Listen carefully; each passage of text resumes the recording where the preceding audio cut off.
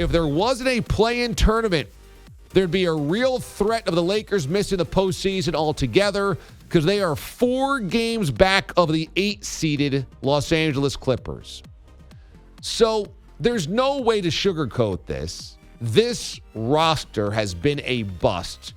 And part of that is the injuries significantly to AD. That Anthony Davis just cannot stay on the floor. That when he was on the floor, LeBron and AD won an NBA championship inside the bubble. But without AD on the floor, LeBron has been forced to do far too much.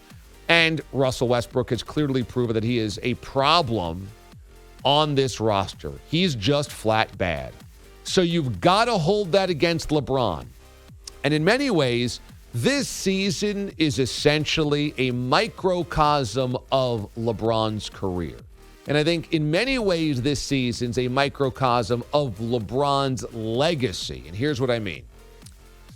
LeBron James, at 37 years old, is still putting up just ridiculous stats. He's still one of the best players of the NBA, 20 seasons into his career. Again, just looking at his month where the Lakers were in scramble mode.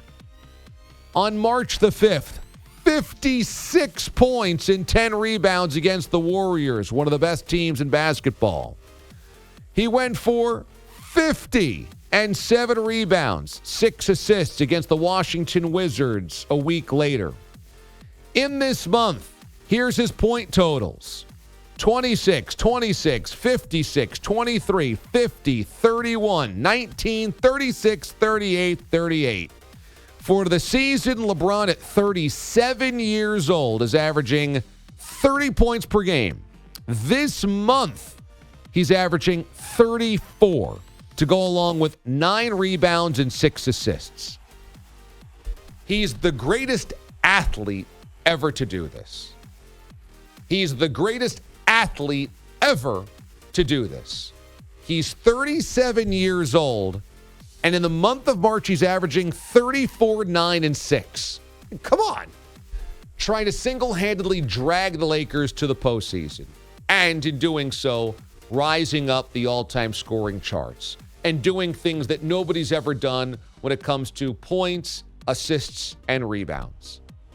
This year just puts a stamp on the fact that LeBron's the greatest athlete that we'll ever have seen in the NBA to this point in time. But the legacy also includes the control over his roster, the control over his teammates, the control over what his team looks like. And sometimes it's worked. What happened in Miami, teaming up with Bosh and Wade, adding a bunch of veterans on veteran minimums, man, that worked. There's no doubt about it. You had 3 Hall of Famers of the same team. By the time they got to season number 2, they all figured out their roles.